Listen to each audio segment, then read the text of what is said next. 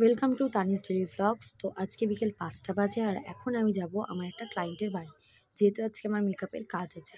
তো আজকে যে ক্লায়েন্টের বাড়ি আমি সাজাতে যাব সেখানে কিন্তু আমার শুধুমাত্র ফেস মেকআপের কাজ আছে।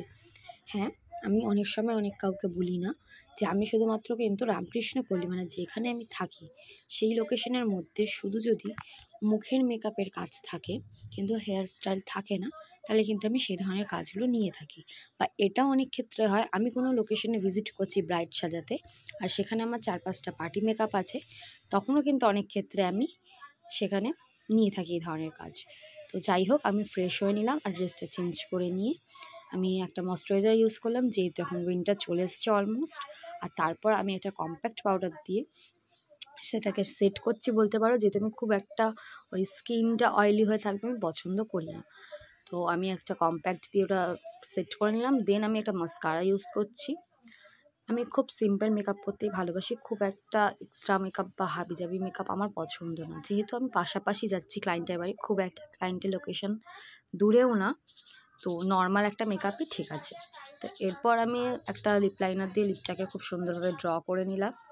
আর দেন আমি একটা নিউড কালারের লিপস্টিক ইউজ করেছি, তোমরা দেখতেই পাচ্ছ কালারটা কিন্তু খুব সুন্দর।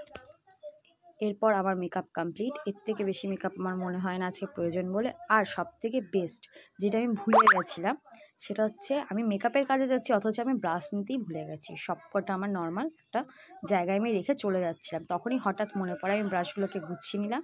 আর দেন আমি হেয়ার স্টাইল করে নিলাম। জাস্ট নর্মাল পনিটেল করেছিলাম, যেটা আমার পছন্দ হলো না, তো আমি আবার ওটাকে খুলে নিয়ে নর্মাল বান টাইপের করে এরপর আমার কমপ্লিট একটা সোয়েটার নিয়েছি গায়ে, যেহেতু বিকেল 5টা বাজে, আস্তে আস্তে সন্ধে নামবে আমার ফিরতে ফিরতে, তো ঠান্ডা লাগবে। তো এরপর আমি আমার ক্লায়েন্টের বাড়ি চলে গেছি। আর ক্লায়েন্টের ফেসটা আমি তোমাকে দেখিয়ে দিলাম। মেকআপের প্রত্যেকটা স্টেপ আমি নিতে পারিনি, যেহেতু আমি রিং লাইট আমার সাথে আজকে ক্যারি করিনি, তো নিতে পারলাম না। তো কিছু কিছু যে জায়গাটা আমি নিতে পেরেছি আমি নিয়েছি। আর সর্বশেষে তাকে কীরকম দেখতে লাগছিলো আমি সেটারও কিন্তু ক্লিপ নিয়ে নিয়েছি, আর তোমাদের সাথে শেয়ার করেছি। তোমরা অবশ্যই জানিও কীরকম লাগছিলো আমার ক্লায়েন্টকে।